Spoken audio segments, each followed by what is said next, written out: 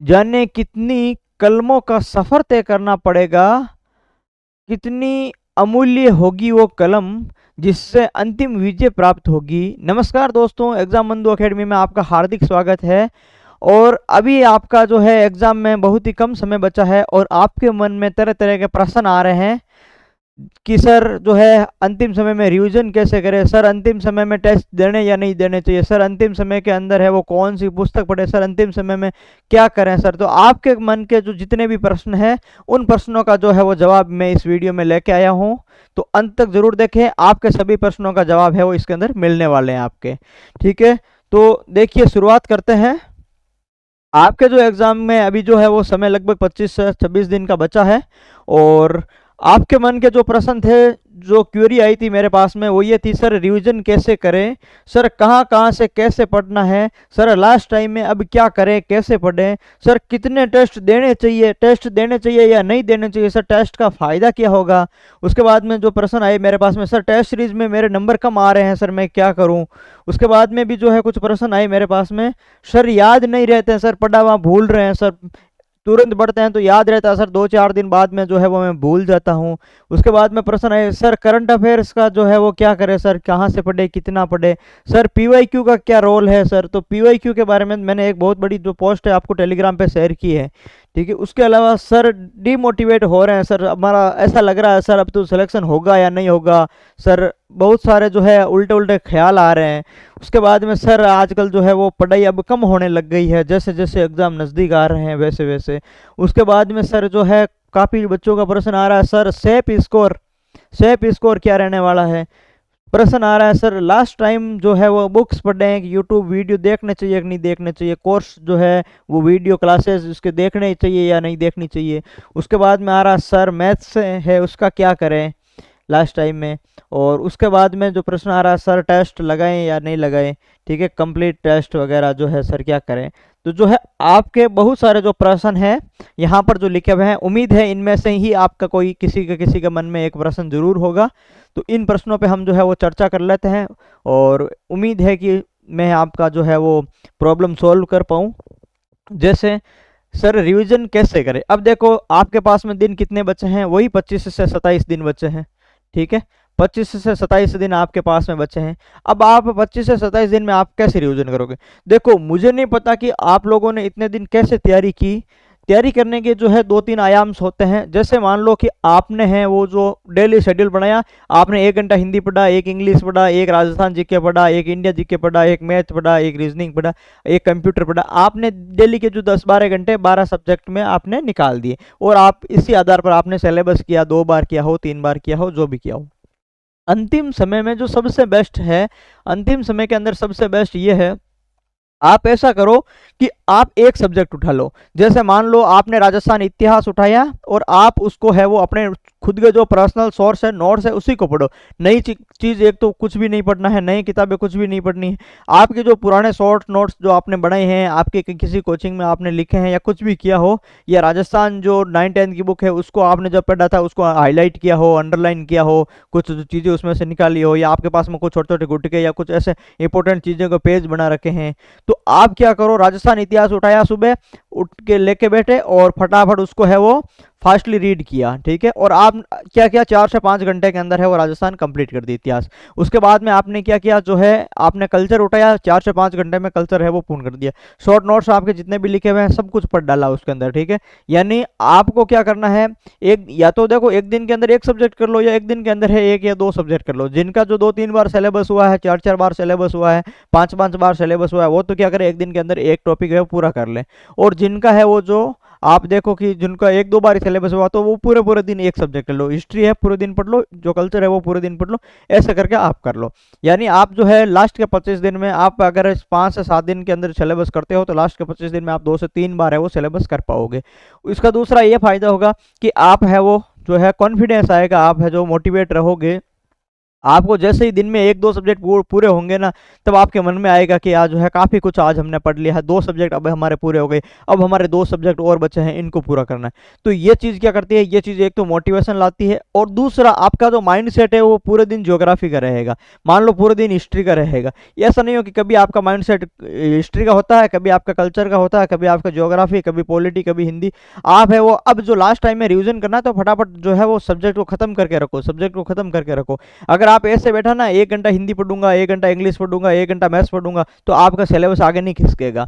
ठीक है, आप वहीं के वहीं रहोगे, आपको लगेगा कि अब तो कुछ हुआ ही नहीं है, बहुत कुछ बाकी पड़ा, कुछ हुआ ही नहीं है, बहुत कुछ बाकी पड़ेगा। और आप क्या करोगे, आप है जो हमेशा जो है डाउनफॉल में और डिमोटिवेट की तरफ जाओगे।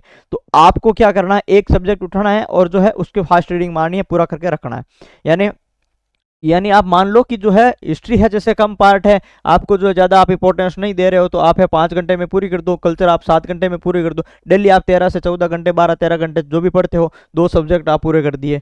ठीक है, उसके अलावा अगले दिन ज्योग्राफी है तो वो आपने जो है 5 घंटे में पूरी कर दी, 5 घंटे में उसके साथ में पॉलिटी पूरी कर दी, 2 दिन के अंदर राजस्थान हो गई। ऐसे इंडिया वाला कर दिया, कोई पार्ट बड़ा लग रहा है तो उसको पूरा दिन ले लिया, जो छोटा लग रहा है उसको एक दिन में 2 सब्जेक्ट कर लिए। ठीक है, वैसे जो है कर लिया। हाँ, आप इतना कर सकते हो इनके साथ में कि आप मैथ्स रीजनिंग, ठीक है, मैथ्स रीजनिंग आप चाहो तो 1 घंटा एक टॉपिक अलग से कर सकते हो, उसके कुछ प्रैक्टिस क्वेश्चंस निकाल सकते हो। और अगर क्वेश्चन नहीं निकाल रहे तो आपने जो मैथ्स के जो नोट्स बनाए हैं, आपने जो मैथ्स के नोट्स बनाए हैं जिसके अंदर आपने प्रत्येक टॉपिक है 25-30 क्वेश्चन ऐसे हैं लिखे हुए हैं, जो टाइप वाइज क्वेश्चन लिखे हुए हैं, उनको आपने पढ़ लिया है, जो जीके की तरह ही पढ़ लिया। अगर आपके मैथ्स की पहले प्रैक्टिस काफ़ी बार कर चुके हो, अब आपको सिर्फ मैथ्स रिवीजन करना है, तो आपने वो जो है 40-50 क्वेश्चन आपने लिखे हुए हैं, उनको आपने ऐसे फटाफट रिवीजन कर लिया कि भाई ये 20-25 टाइप होते हैं, उन टाइपों को आपने याद कर लिया। यानी वो मैथ्स के 20-25% आपने याद कर लिए, तो आपका काम हो गया। हो सकता है आप इसको मैथ्स और रीजनिंग इसके साथ में आप देख सकते हो, कुछ है जो फॉर्मूले वगैरह है जो आप फटाफट देख ले, तो वो एक एक दो दो टॉपिक साथ में पूरे होते जाएंगे। ठीक है, फिर सर कहाँ कहाँ से कैसे पढ़ना है।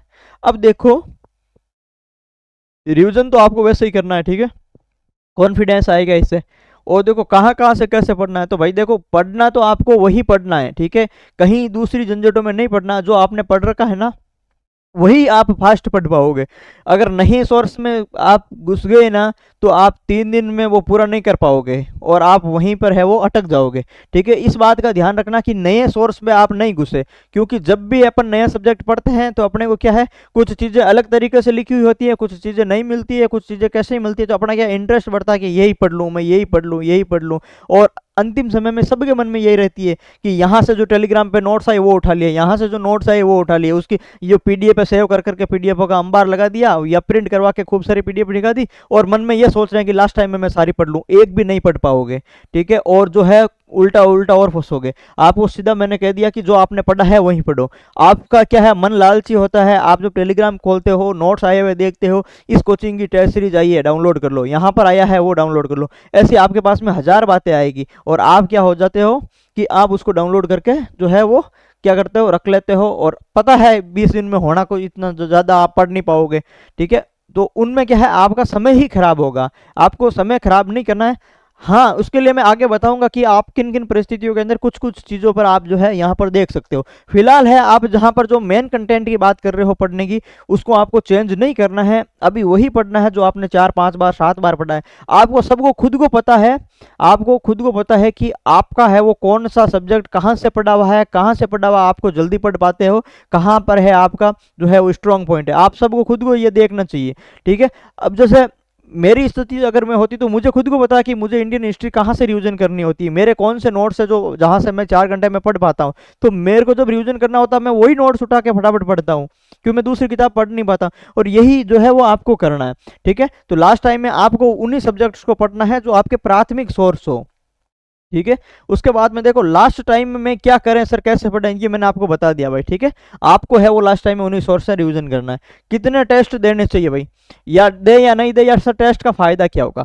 अब देखो बात करें टेस्ट सीरीज की, तो देखो टेस्ट सीरीज अगर अभी तक आपने जैसे काफ़ी साथियों ने दिए हैं, काफ़ी साथियों ने टेस्ट सीरीज ज्वाइन कर रखी है, काफ़ी ने जो है वो आगे नहीं अभी देने वाले हैं, कुछ ने सोच रखे हैं कि सर दें या नहीं दें, कुछ जो है वो इतने दिन सिलेबस पूरे करने में लगे हुए थे, अब सोच रहे हैं कि सर हम टेस्ट दें या नहीं दें। तो देखो सीधी सी बात ये है कि जिसके जो टेस्ट सीरीज चल रही है, सब्जेक्ट वाइज जो चल रही है, वो तो जो है वो दे ही रहे हैं, फॉलो कर ही रहे हैं, उनका तो ठीक है, एक अलग बात है। जो अभी सोच रहे हैं कि सर अभी में हम टेस्ट दें, तो देखो सीधी सी बात है, सब्जेक्ट वाइज टेस्ट देने का कोई मतलब नहीं है और देना भी मत, ठीक है। आपको क्या करना है, जो नए साथी है जो ये सोच रहे हैं अब टेस्ट देना है, वो क्या करें, वो कंप्लीट सिलेबस के जो है वो 3 4 5 7 टेस्ट है, वो 4 5 टेस्ट आप दे दे, ज्यादा भी नहीं दे ताकि आपका समय खराब हो, आप रिवीजन नहीं कर पाओ, ठीक है। ज्यादा भी नहीं दे, कंप्लीट सिलेबस के जो है वो 4 5 टेस्ट है वो आप दे सकते हो, ठीक है। तो वो आप कर सकते हो, बाकी जो है सब्जेक्ट वाइज टॉपिक वाइज देने की जरूरत नहीं है। इसके भी जो है मैं आगे जो है फायदा नुकसान बताऊंगा, ठीक है, क्योंकि जो है टेस्ट के अंदर भी है आपको बहुत सारी चीज़ें, आपको जो है नेगेटिव पॉजिटिव जो चीज़ें हैं इसके भी बहुत रोल है, तो मैं अगले बात बताऊंगा कि सर देखो टेस्ट सीरीज में क्या है, नंबर कम आ रहे हैं भाई, तो क्या है, अब देखो भाई टेस्ट सीरीज में आप जब दे ही रहे हो तो आपके नंबर कम आ रहे हैं, तो इनके क्या है बहुत जो है 2 3 कारण होते हैं नंबर कम आने के। पहला कारण है तो आपका ये रहता है कि सर जो है टेस्ट सीरीज में मेरे क्या है कि कुछ टेस्ट सीरीज में दे रहा हूं तो उसमें मेरे नंबर ठीक आ रहे हैं, ठीक है सर, कुछ टेस्ट सीरीज ऐसी हो रही है जिसमें मेरे नंबर कम आ रहे हैं। तो भाई जो आप जो 2 तरह की टेस्ट सीरीज दे रहे हो, तो टेस्ट सीरीज बनाने वाले भी है वो 2 तरीके हैं, ठीक है। जैसे एक तरीका वो होता है कि वो टेस्ट पेपर्स है वो आपकी तैयारी का एनालिसिस करता है, मतलब ठीक है कि आपके तैयारी का आंकलन करता है कि आपकी तैयारी कैसी है।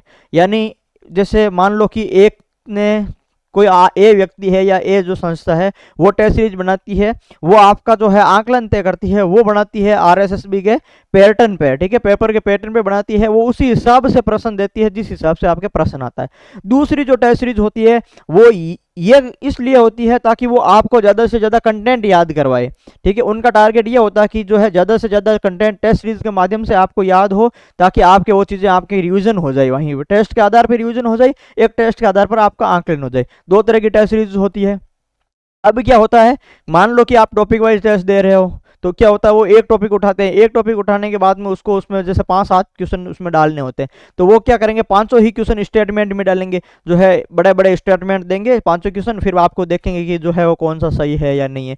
तो उनका जो मैक्सिमम प्रयास ये रहता है कि हम एक ही क्वेश्चन के अंदर आपको 4 से 5 फैक्ट्स है वो याद करवा दें, ताकि आपकी क्या है रिविजन हो जाए। तो सीधी सी बात है कि सारी की सारी चीज़ें किसी को इतनी याद रहती नहीं है, वो तो तब होता है कि हम जो 20 बार 30 बार रिवीजन कर चुके होते हैं, एक एक लाइन अपनी रट्टी हुई होती है, तभी अपन सही कर पाते हैं। तो उसके अंदर जो है आपको ये नहीं सोचना चाहिए कि हम जो है वो बढ़िया स्कोर कर पाएंगे या सर सही कर पाएंगे, क्योंकि जिस लेवल का पेपर आता है उसी लेवल की जो कट ऑफ रहती है, अगर उसी लेवल का वहाँ पेपर आता है, तो अगर आपके नंबर आप कह रहे हो 160 70 80 नंबर आ रहे हैं, तो वहाँ पर कट ऑफ भी उसी हिसाब से जानी है, फिर आपके जो नंबर भी इसी हिसाब से आ रहे हैं तो कट ऑफ भी उसी हिसाब से आ रहे हैं। जिस पेपर के अंदर आपके नंबर अगर 200 के आसपास में 220 तक आ रहा है, तो वहां पर भी कट ऑफ उसी हिसाब से एडजस्ट होनी है। कट ऑफ हमेशा पेपर पर वेरी करती है, ठीक है।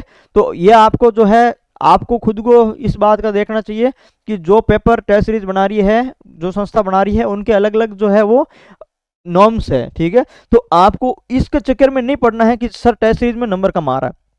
अगर आप ऐसी संस्था के टेस्ट दे रहे हो जहां पर जो है वो क्वेश्चन इस हिसाब से आ रहे हैं कि आपको मैक्सिमम चीज़ें रिवीजन हो, आपको चीज़ें याद हो, ऑब्वियसली बात है वहां पर आपके नंबर कम आएंगे। लेकिन सीधी सी बात है कि जब आप मेन पेपर दोगे, जब आप बोर्ड का एग्जाम दोगे, तब आपके नंबर है 20 से 30 40 नंबर क्या होगा, आपके इंक्रीज होंगे। तो आपको पहली बात तो कम नंबर से कभी भी डरना नहीं है, घबराना नहीं है, कोई बात नहीं, नंबर कम आ रहे हैं कोई बात नहीं, ये टेस्ट है, हम इसमें कुछ ना कुछ सीख रहे हैं, 4 बातें याद कर रहे हैं, हो सकता है कि इनमें से ही कोई एक प्रश्न आगे से उठकर आए और वो आपके काम आए, वहां पर आपके ये जो है टेस्ट सीरीज ही प्लस पॉइंट काम आएगी, ठीक है। एक टेस्ट सीरीज तो ये हो गई, तो उसके हैं अपने खुद के फायदे नफा है।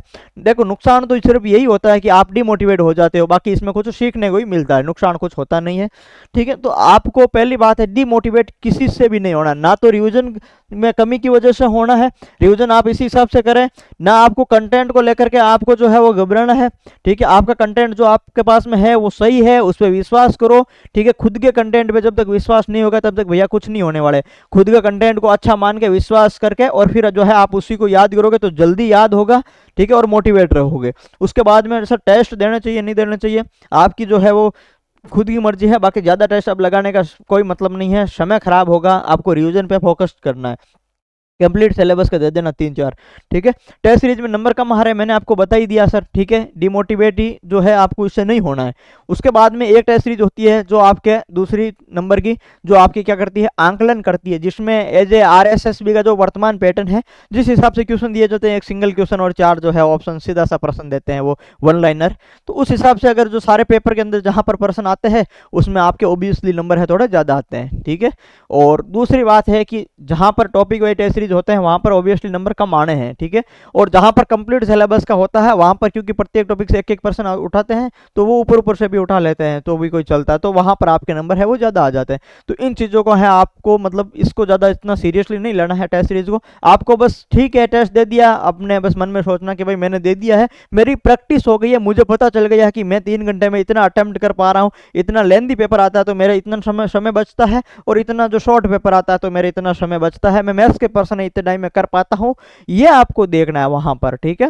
आप जो है यहाँ पर वो प्रैक्टिस करनी है कि आप 140 अटेम्प्ट कर रहे हो, आपके कितने गलत हो रहे हैं, आप 150 अटेम्प्ट कर रहे हो, आपके कितने गलत हो रहे हैं। आपको इस तरीके का एनालिसिस करना है, ना कि आपको स्कोर को सीरियस लेना है, ठीक है। पहली बात तो आपको ये देखना है। हाल फिलहाल अब जो है वो समय निकल गया है और आपको इतना ज्यादा इस पर नहीं सोचना है। सर याद नहीं रहते भाई, ये जो है वो किसी एक की प्रॉब्लम नहीं है, ये मन में जो है वो प्रत्येक जो तैयारी करने वाले अभ्यर्थी की मन के अंदर यही चीज रहती है कि सर याद नहीं होते। उसको लगता है कि आज पढ़ लिया, कल सर परसों पहले दिन, और जो है 5-7 दिन बाद में सर चीजें याद नहीं रहती है। तो भाई ये मानव की जो है वो अपने स्वाभाविक है कि जो है आज पढ़ा है, अगले 1-2 घंटे के बाद में उसको जो है कुछ चीजें भूल जाएगा, वो शाम तक दिन भर में जो है 80% चीजें वो भूल जाता है। तभी तो कहते हैं कि 5-6 बार पढ़ोगे तो आपको जो चीजें हैं भाई हर बार 10-10, 20-20% भी याद रहती है, तो 5-6 बार के अंदर जाते जाते आपको क्या है चीजें याद होती है। तो तभी तो जो है हमारी जो 6 राउंड जो सिलेबस की जो थ्योरी है कि भाई जो है आप 6 राउंड सिलेबस की थ्योरी करते हो तो आप है वो अच्छी तैयारी में चले जाते हो। किसी का होल मान लो कि किसी का थोड़ा IQ अच्छा है तो वो जो है 3 से 4 बार सिलेबस कर ले तो उसका ठीक है, तो उसको उस लेवल का याद हो जाता है। किसी का थोड़ा कम है तो वो 6 बार सिलेबस कर ले तो याद हो जाता है, उसके बराबर पहुंच जाता है, ठीक है। सब मेहनत का खेल है, ठीक है। तो याद जो नहीं रहता है ये सबके मन में आती है, ठीक है। आपको इस चीज से घबराना नहीं है, याद नहीं रहती है कोई बात नहीं, आपको मन में यही सोचना है कि मैंने पढ़ा है तो कुछ ना कुछ तो याद रहा ही होगा या रहेगा। एक्चुअली में क्या है कि हमें भी जब पढ़ते थे तब ऐसे लगता था याद नहीं रहते, लेकिन जिस दिन जाके पेपर देते बैठते ना, पेपर की क्वेश्चन सामने आते हैं तो सारी चीजें याद आ जाती थी, ऑटोमेटिक आ जाती थी, ठीक है। आपको उसमें दिमाग लगाने की जरूरत नहीं है भाई। आज भी जैसे हम सोचते हैं ना कि अब जो है वो पढ़े हुए लंबा टाइम हो गया, कुछ टॉपिक्स पढ़े हुए रिवीजन भी नहीं किया होगा, तो मन में ऐसा आता है कि अब तो सोचते हैं तो कुछ याद भी नहीं है, लेकिन जिस दिन पेपर देने बैठते हैं तो उस दिन सारी चीजें याद आ जाती है। तो उसको टेंशन आपको लेना नहीं है। आपका काम क्या है लास्ट टाइम में, आपका काम इतना ही है कि आपको रिवीजन करना है, आपको पढ़ना है, आपको आपका 100% देना है, आपको आपकी मेहनत करनी है। याद रहे नहीं रहे वो फिलहाल जो है आप उसको सोच, ये जो पॉइंट है वो आप सोचना ही छोड़ दो, ठीक है। आप यही सोचो कि जो होगा एग्जाम में देखा जाएगा, फिलहाल मेरे को है वो इसका रिवीजन करना है, और ठीक है याद रहेगा। आपके ऑब्जेक्टिव पेपर है, लिखना नहीं है, सामने ऑप्शन आएगा तो आपको याद आएगी चीजें, ठीक है। आप बस रिवीजन करो, कॉन्फिडेंट रहो, मेन चीज कॉन्फिडेंस है। कॉन्फिडेंस रहोगे तो आपको याद भी होगा, और 2-4 चीजें हैं आप एक्स्ट्रा भी करके आओगे, 2-4% है आपके एक्स्ट्रा भी सही होंगे, ठीक है। तो इस चीज को आपको डरने की जरूरत नहीं है, सभी के साथ में होता है, आपके साथ में नहीं है। एग्जाम के टाइम तो ऐसा जो है वो होता ही है। सर करंट अफेयर्स का क्या करें, कहाँ से पढ़े? देखो करंट अफेयर्स के बारे में ऐसा है कि मेरे पास में जो है काफ़ी साथियों ने पूछा, मैंने अलग से भी इसका एक वीडियो बनाया था कि करंट अफेयर के बारे में पूरा। देखो करंट अफेयर का है, मैं मान रहा हूं कि आपके जो है आप जनवरी या दिसंबर से शुरू कर दो, ठीक है। दिसंबर या आप जनवरी से शुरू कर दो करंट अफेयर्स।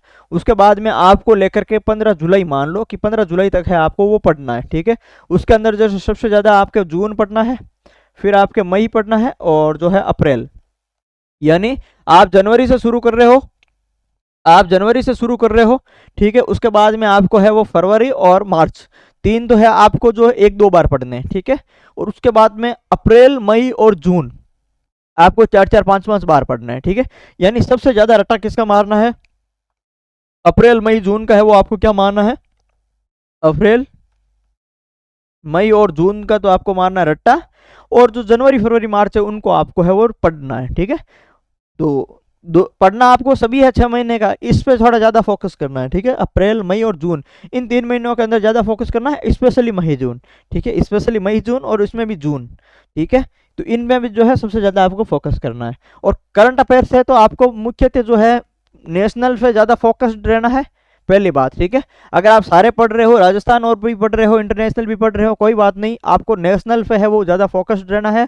बाकी आपको अगर सारे दोनों पढ़ रहे हो तो आपके जो नुकसान नहीं है उसमें फ़ायदा भी है, क्योंकि 15 दिन के बाद में जब आप वीडियो दोगे तब आपको है वो बार बार चीज़ें पढ़नी नहीं पड़ेगी, एक साथ में जो सारा काम हो जाएगा। क्योंकि जो चीज़ें हैं काफ़ी चीज़ें इंटरलिंक होती है, कभी इंडिया के अंदर वर्ल्ड की चीज़ें आ जाएगी, वर्ल्ड के अंदर जो है नेशनल के अंदर राजस्थान की चीज़ें आ जाएगी, इंटरलिंक है, फिर आप उसको अलग करोगे और आपके मन में चलेगा ये पढ़े कि नहीं पढ़े, सर वो छोड़ दें ये छोड़ दें। ऐसा कुछ नहीं है, एक ही जो मैगजीन लाए हो उसको A to Z पढ़ डालो, ठीक है। और हाँ, कहाँ से पढ़े भाई, ठीक है। तो कहाँ से क्या पढ़ना है, मार्केट के अंदर खूब सारी मैगजीन्स आती है, ठीक है। कोई भी एक मैगजीन्स लाए और जो है उसको पढ़ें। लगभग करंट अफेयर्स सभी जो है अपने मन से नहीं बनाते हैं, सबके पास में जो करंट अफेयर्स है लगभग सेम ही चीज़ें है वो मार्केट में चलती है। कोई 2-4 फैक्ट ज़्यादा डाल देते हैं, कोई 2-4 फैक्ट कम डाल देते हैं, किसी का लिखने का तरीका अलग है, किसी का लिखने का तरीका अलग है। जो चीज़ें हैं वो आप सीधा लाओ और सीधा पढ़ डालो, ठीक है। पहली बात तो है यहाँ पर जो है आपको क्या करना है, मैगजीन ला करके पढ़नी है, सीधी सीधी बात। और अगर आपको जो है ऐसा है कि जो है सर थोड़ा बहुत जो हमें ऐसा लग जाए कि भाई सुनने को मिल जाए, तो दो चीज़ें, एक तो देखो यूट्यूब पे आपके क्या है, बहुत सारे ऐसे चैनल हैं जो मंथली करंट अफेयर्स के जो वीडियो बना रखे हैं, किसी ने 5-6 महीने के बनाए हैं, किसी ने मंथली के बनाए हैं। तो आप चाह सकते हो कि जैसे खाना खाते समय, घूमते फिरते समय आपने जो है आपने जैसे जनवरी उठाया, जनवरी का आधा घंटा का कोई वीडियो है किसी का, घूमते फिरते खाना खाते समय उसको देख लिया, सुन लिया, कुछ चीज़ें हल्की हल्की याद रही है, ठीक है। उसके बाद में आपने मैगजीन पढ़ी, तो मैगजीन के अंदर वो चीज़ें जब वापस आएगी तो आपको लगेगा अच्छा ये मेरे चीज़ें पढ़ी हुई है, आपको रिकॉल होगा या फिर जो है पढ़ने में थोड़ा आसानी रहेगी, ठीक है। तो आप सारे 5 जो 4-5 महीने की बताइए उसके 4-5 महीने की वीडियो देख लिए और घूमते फिरते, टाइम वेस्ट उसमें नहीं करना है, ठीक है। एक्स्ट्रा टाइम के अंदर आपको उन चीज़ों को देखना है और उसके बाद में जो है आपने वो मैगजीन्स पढ़ ली, ताकि क्या है सेम जो वर्ड वापस अगर अपने सामने आते हैं तो उसको चीज़ें हैं याद करने में आसानी होती है। और उनमें से एक मैं भी हूँ, मेरे भी जो है प्लेलिस्ट पे क्या है, इनकी एक अलग से प्लेलिस्ट बनाई है मैंने पटवारी के लिए, तो मैंने भी जो है करंट अफेयर्स के कुछ महत्वपूर्ण चीज़ें करवाई है, तो आप चाहो तो वो भी देख सकते हो, आपकी मर्जी, ठीक है। और उसके बाद में पीवाईक्यू का रोल क्या है सर, अब देखो लास्ट टाइम के अंदर है पीवाईक्यू का रोल के लिए तो मैंने टेलीग्राम पे एक जो है वो विस्तृत पोस्ट डाली है, ठीक है। आप जाके देख लेना, टेलीग्राम पे डिस्क्रिप्शन में लिंक है, सब कुछ उसके बारे में जो मैंने डिटेल में समझाया हुआ है। पीवाईक्यू का रोल है वो किसी भी एग्जाम में सबसे महत्वपूर्ण है। पीवाईक्यू ही हमें बताता है कि हमारा जो पेपर है वो कैसे आने वाला है, पीवाईक्यू ही हमें पेपर का पैटर्न बताता है, पीवाईक्यू ही हमें जो है वो दिशा दिखाता है कि हमें करना क्या है, क्या पढ़ना है, किस टॉपिक में कहाँ तक कितनी गहराई तक जाना है।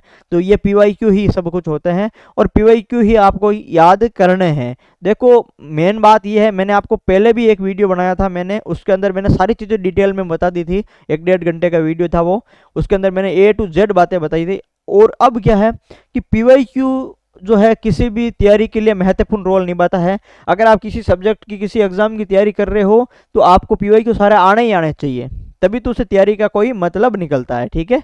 नहीं तो आपकी जो है स्ट्रेटेजी में कमी है, आप क्या तैयारी कर रहे हो जब आपने पीवाईक्यू ही नहीं पढ़े, तो आप पढ़ क्या रहे हो भाई, कौन से आपने जीके तो अथाह भंडार है, आपने जीके उठा के पढ़ना शुरू कर दिया, मार्केट से कोई बुक लाके पढ़ना शुरू कर दिया, आपको क्या पता है क्या पूछ रहा है, ठीक है। आपको पेपर पैटर्न पर जो है आपने तो ध्यान दिया नहीं, पेपर स्कीम पे आपने ध्यान दिया नहीं, आपने सिलेबस के टॉपिकों पर ध्यान दिया नहीं, और आपको क्या पता है जो क्या चीज़ें पूछ रहे हैं, वो कहाँ से पता चलेगी, वो पीवाईक्यू से पता चलेगी। आपका काम क्या था, सब्जेक्ट लाए तो उसका पीवाईक्यू पढ़ने जरूरी थे, ठीक है, तभी तो पता चलती है कि हमें जो है वो क्या याद करना। एक बार सब्जेक्ट पढ़ लिया, पीवाईक्यू किए, जब दूसरी बार उसी को पढ़ रहे हैं तब हमारे फोकस दिमाग में ये रहती है कि अच्छा हमने वो पीवाईक्यू पढ़ा था, उसमें ये प्रश्न पूछा गया था, इस बार ये पूछने की संभावना है, वहीं से जो है वो एनालिसिस होते हैं। तो सबसे महत्वपूर्ण रोल निभाता है। लास्ट टाइम में अगर आप चाहो तो अपने पास में कोई जो बुक सोर्स है उसी से ही फास्ट आप रिवीजन कर सकते हो।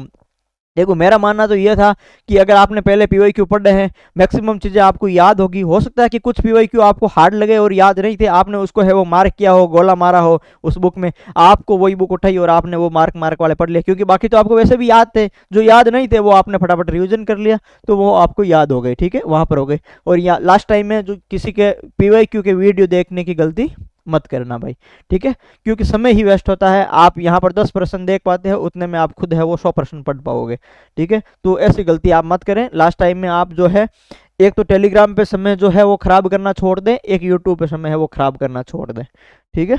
आगे देखो, डिमोटिवेट।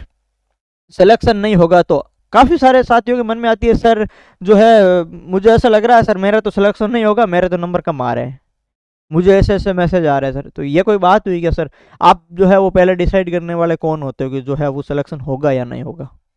भाई आप कौन होते हो डिसाइड करने वाले? आपको पता है यहाँ पर जो है, जैसे मान लो हमारे टाइम भी क्या हुआ था, जो जैसे मैंने आपको पहले भी बताई थी कि जो टॉप 10 में साथी आते थे ना, सबको लगता था कि हमारा सिलेक्शन होगा। भाई ऑब्वियसली बात है, जो टॉप करेगा उनको लगता है कि सिलेक्शन होगा, ठीक है। मुझे भी लगता था, मेरे साथियों को भी लगता था। हुआ क्या? नॉर्मलाइजेशन हुआ, कुछ के 16 कम हुए, कुछ के 10 बढ़े। अब कितने भी इंटेलिजेंट हो, खूब नंबर ले आते हो, ठीक है, मान लो अगर जैसे 16 कम हो रहे हैं, 10 बढ़ रहे हैं, 26 नंबर का कहाँ, जहां पर गैप आता है इतनी कंपटीशन के अंदर, आप कहां पर स्टैंड करोगे भाई?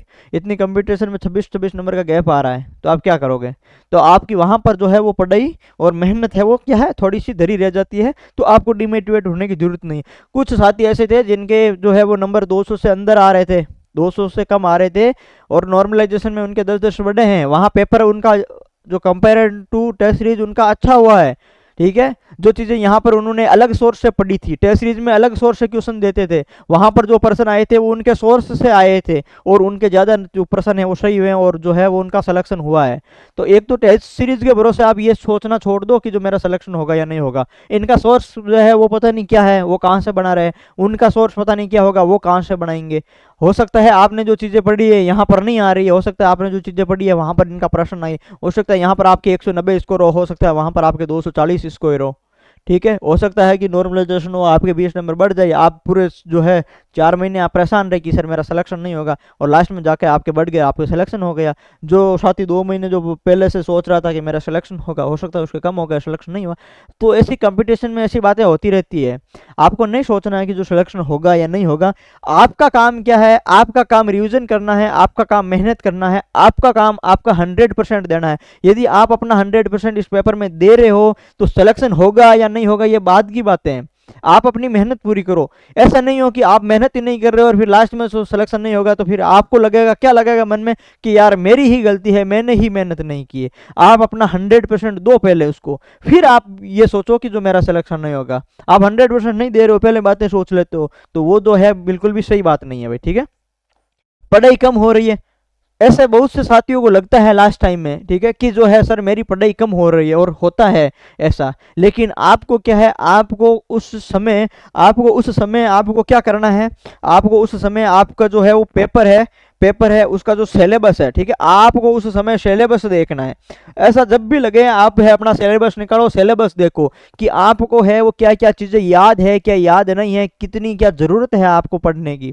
आप वो सिलेबस देखो, आपको सिलेबस ही मोटिवेशन देगा, और सिलेबस ही आपको बताएगा कि आपको क्या करना है, ठीक है। जब भी आपके मन में आए कि सर पढ़ाई नहीं हो रही है, कम हो रही है, एक जगह बैठो शांत, ठीक है, शांत बैठ के एक जगह अकेले में बैठ के आंखें बंद करके सोचो कि आपने पिछले 3-4 महीने में क्या किया है। फिर सोचो कि आप ये जो कर रहे हो क्यों कर रहे हो, आपका टारगेट क्या है, आपका एग्जाम कब है, क्या है, सारी चीजें अपना जो है अपना फ्यूचर याद करो, और अपना पास्ट है उसको थोड़ा याद करो कि आपने जो है क्या उपलब्धियां हासिल की है, जो है क्या क्या कहाँ कहाँ टाइम वेस्ट किया है, आपने लाइब्रेरी में कितना टाइम वेस्ट किया है और कहाँ किया है, अब आपके पास में कितना समय है।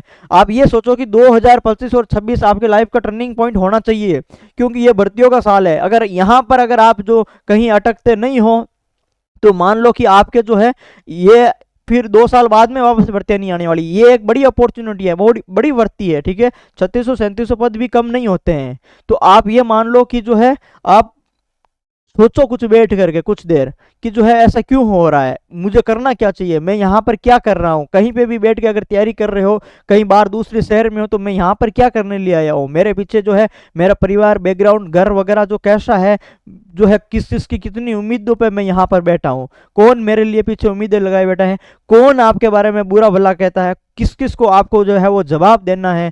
ये सब सोचो आप वहाँ पर बैठ करके। और वो आप क्या है कि जो आधुनिक दुनिया के अंदर, आप जो सोशल मीडिया की दुनिया के अंदर, आप अपने दोस्तों के आसपास में और इतना घिरे हुए हो कि आप खुद को समय नहीं देते हो अकेले में, ठीक है, क्योंकि आप कभी अकेले रहते ही नहीं हो ना, कभी हर टाइम आपके फोन चलता रहता है, कभी रीलें चलते रहती है, कभी आप लाइब्रेरी में, कभी दोस्तों के पास में बैठे रहते हो, आप कभी अकेले रहते ही नहीं हो। आप सोचो कब, पहले आप तो अकेले रहो 10-15 मिनट, आप अकेले जाकर एक तरफ जाकर के एकांत में बैठ के सोचो, ठीक है, क्योंकि आप खुद भूल गए हो, आप खुद को भूल गए हो दोस्तों के बीच में। तो आप पहले सोचो, और सोचोगे तब आपके मन में ये नहीं आएगा कि सर पढ़ाई नहीं हो रही। आप पढ़ाई करोगे, आपका जो सिलेबस है वो आपको पढ़ाई करवाएगा, वो आपको बताएगा कि ये पार्ट है अब आपके कमजोर है, इसमें आपको है काफी चीजें कम आ रही है, ये आपको अब लास्ट में रिविजन करनी है, तो वो आपको बताएगा भाई। ठीक है, उसके बाद में देखो सेफ स्कोर। काफी साथी पूछ रहे हैं सेफ स्कोर क्या है। अब ये कोई जो पूछने वाली बात है, आप लोगों को पता नहीं है सेफ स्कोर क्या रहने वाला है। सेफ स्कोर हमेशा पेपर पे डिपेंड करता है। किस पे डिपेंड करता है भाई? पेपर पे डिपेंड करता है। ठीक है, देखो सेफ स्कोर है पोस्ट पे डिपेंड करता है, कितनी वैकेंसी आई। एक मान लो 54,000 पदों की वैकेंसी है 4th ग्रेड, और एक मान लो जो 113 पदों की वैकेंसी है मान लो, और एक मान लो 3600 पदों की। तीनों में अलग अलग है वो कट ऑफ रहने की संभावना रहती है। उसके बाद में तीनों का पेपर पैटर्न आप देख लो। आरपीएससी का पेपर पैटर्न देखोगे तो उसकी कट ऑफ जो है इतना हार्ड पेपर बना रहा है, लोग पास नहीं हो रहे हैं। 40 नंबर का जो है 40% नहीं आ रहा है, उनकी कट ऑफ कम रहने वाली, पोस्टें खाली रह रही है। और यहाँ पर जो है अगर पेपर ईजी आ रहा है तो जो है कट ऑफ ऊपर जा रही है। फिर दूसरा देखो आपको जो है वो तैयारी का समय कितना मिला है। किसी को समय 2 महीने के बाद में ही पेपर होने जा रहा है, और जो है सिलेबस वो पढ़ ही नहीं पा रहे हैं एक बार ही। किसी के जो है 6-6 महीने 2-2 साल पेपर नहीं हो रहा, वो सिलेबस 10-10 बार कर रहे हैं। तो जो है सारी चीजों का फर्क पड़ता है। ठीक है, तो जो है ये सेफ स्कोर कुछ भी नहीं होता है। फिर भी हम एक आदर्श मान ले कि जो अगर सर पिछली बार की तरह पेपर आता है, और जो है कट थोड़ी पोस्ट इस हिसाब से कम है, और तो क्या रहने वाली है, तो आप मान लो कि जो है 230-40 के आसपास में आप मान लो कि सर है मैं इतना तो स्कोर करूं ही करूं। हाँ, हो सकता है कि 5-7 कम रहे और एक्स्ट्रा रहे, लेकिन आप 230-40 आप मान लो। ठीक है, उसके बाद में सर लास्ट टाइम में बुक्स, मैंने आपको पहले बता दिया, अब लास्ट टाइम में कुछ भी बुक्स नहीं पढ़ना है, कोई भी नोट्स वगैरह कुछ भी नहीं निकालना है। हाँ, इतना आप कर सकते हो कि सिर्फ 1 या 2 ऐसे टॉपिक्स होते हैं प्रत्येक व्यक्ति के लिए कि वो उसके कमजोर होते हैं, उसके लिए उसको कुछ जो चीजें हैं ऐसी चाहिए होती है, मैटर वगैरह। सिर्फ 1-2 टॉपिक, जैसे मैं मान लूँ कि आपके सबसे बड़ा, जहां तक मुझे भी लगता है कि इंडियन ज्योग्राफी वाला जो पार्ट है, जहां पर जो है पर्यावरण वाला और पारिस्थितिकी वाला है, उसमें सभी को यही लगता है कि सर कहाँ तक पढ़े, कितना पढ़े, क्या क्या सफिशिएंट रहेगा कि नहीं रहेगा। उसके अंदर क्या थोड़ा सा ऐसा हो सकता है कि, तो हाँ हो सकता है कि उस एक टॉपिक, पर्टिकुलर एक टॉपिक के लिए आप क्या है थोड़ी बहुत किसी और बुक्स की हेल्प ले सकते हो, या थोड़ा बहुत देख सकते हो। ठीक है, या ऑनलाइन जो है नेट की वगैरह की हेल्प ले सकते हो। सर यूट्यूब बिल्कुल ना करें। सर कॉस्ट वीडियो बिल्कुल भी नहीं देखें। वीडियो देखने की गलती ना करें, कुछ भी नहीं मिलेगा, कुछ भी कोई फायदा नहीं होने वाला है। ठीक है, कोई कंटेंट उठा के पढ़े। मैंने आपको बता दिया था वीडियो के बारे में, तो क्या है 1-2 टॉपिक जो आपको ज़्यादा आवश्यकता है, सिर्फ 1-2 टॉपिक के लिए थोड़ी बहुत देख ले। पूरा पूरा सब्जेक्ट है वो वीडियो से और पीवाईक्यू वीडियो से करने के मत बैठ जाना। ठीक है, उसके बाद में मैथ्स का, तो देखो भाई मैथ्स का मैंने आपको पहले ही बता दिया था, प्रत्येक टॉपिक है 40-50 क्वेश्चन है, वो प्रैक्टिस कर लो। प्रत्येक टाइप का 1-1 प्रश्न है, वो आप प्रैक्टिस कर लो। आपके पास में नोट्स बनाया है तो उनको बार बार जीके की तरह भी पढ़ो, तो उनको बार बार रिवीजन करो। प्रत्येक टॉपिक के 30-40 क्वेश्चन जो आते हैं वो आप याद कर लो, तो भी आपका काम हो जाएगा। ठीक है, तो मैथ्स है वो आप कर सकते हो। और हाँ, प्रत्येक जो टॉपिक है मैथ्स के अंदर जो है, मैंने भी एक टेस्ट सीरीज चला रखी है मैथ्स की, specially topic wise test series. ठीक है, जिसके अंदर मैंने खुद ने जो प्रत्येक टॉपिक है मैं जो है 30 से 40 और लगभग किसी टॉपिक के 50 क्वेश्चन तक मैं जो है वो उस टेस्ट के अंदर देता हूँ। जैसे 8-9 टॉपिक है मैथ्स के, तो प्रत्येक टॉपिक जो मैंने है वो टाइप वाइज है वो प्रश्न बना रखे हैं। अगर आप अगर क्वेश्चन प्रत्येक टॉपिक के 30-40 क्वेश्चन जो मैं दे रहा हूँ वो अगर आप रिवीजन कर लेते हो, उनको जो है अच्छे से कर लेते हो, तो भी सफिशियंट है। ठीक है, मैं मानता हूँ वो भी आप सफिशियंट है, तो वो भी आप कर सकते हो। जो एग्जाम बंधु अकेडमी ऐप है मेरा, ठीक है, उस ऐप के अंदर जो है टेस्ट सीरीज सेक्शन के अंदर आपको Patwari maths topic wise test series मिलेगी, वो आप ज्वाइन करके जो है आप प्रैक्टिस कर सकते हो।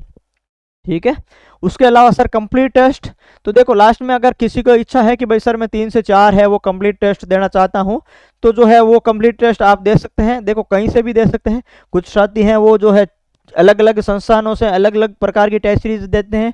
कोई 2 कंप्लीट सिलेबस के यहाँ देते हैं, कोई कंप्लीट सिलेबस के 2 वहाँ देते हैं, कोई कहाँ पे देते हैं, 3-4 जगह से हैं वो अलग अलग देते हैं। चलो वो जो है वो भी कोई बात नहीं, दे भी सकते हैं। ठीक है, और उसके अलावा जो है मैंने जो एग्जाम बंधु अकेडमी ऐप है वहाँ पर भी जो पटवारी की टेस्ट सीरीज चला रखी है, उसमें आप क्या करो, उसमें आप है वो कंप्लीट सिलेबस के जो मेरे 4-5 पेपर हो रहे हैं उसमें आप जो है 1-2 पेपर वहाँ से भी है वो जरूर दें भाई। ठीक है, अगर आप बाकी जगह से अगर टेस्ट सीरीज दे रहे हो तो 1-2 जो है पेपर मैं कहूँगा कि आप यहाँ से भी है वो जरूर देखें। ठीक है, यहाँ पर भी है वो 1-2 कंप्लीट सिलेबस के देख करके जरूर देखें, क्योंकि ये जो है काफ़ी हद तक जो आकलन बेस्ड और मैंने जो है आकलन बेस्ड और प्लस जो है आपको रिवीजन बेस्ड मिक्स में जो है बनाने का प्रयास किया है। कुछ पेपर मिक्स में बनाए हैं, कुछ आकलन बेस्ड बनाए हैं और कुछ जो है रिवीजन बेस्ड भी बनाने का प्रयास किया है। तो हो सकता है कि आपका फ़ायदा हो, आप चाहो तो ट्राई कर सकते हो, दे सकते हो यहाँ पर, ठीक है। बाकी जो उम्मीद है कि सारे प्रश्नों का जवाब आपको मिल गया होगा। फिर भी अगर आपको लग रहा है कि सर और भी मुझे कुछ पर्सनली बात करनी है, कुछ पूछना है, तो डिस्क्रिप्शन में टेलीग्राम की लिंक है, ज्वाइन करो। वहाँ पर जो है आकर के मुझे पर्सनल मैसेज करो, ऐप डाउनलोड करो, ऐप के अंदर कॉन्टैक्ट अस पर जो है व्हाट्सएप नंबर है, वहाँ से जो है वो मुझे मैसेज करो। मैं आपके हर प्रश्नों का जवाब दूंगा। आपके एग्ज़ाम तक जो भी आपको कुछ भी पूछना है, मैं आपके हर प्रश्न का जवाब दूंगा भाई। धन्यवाद।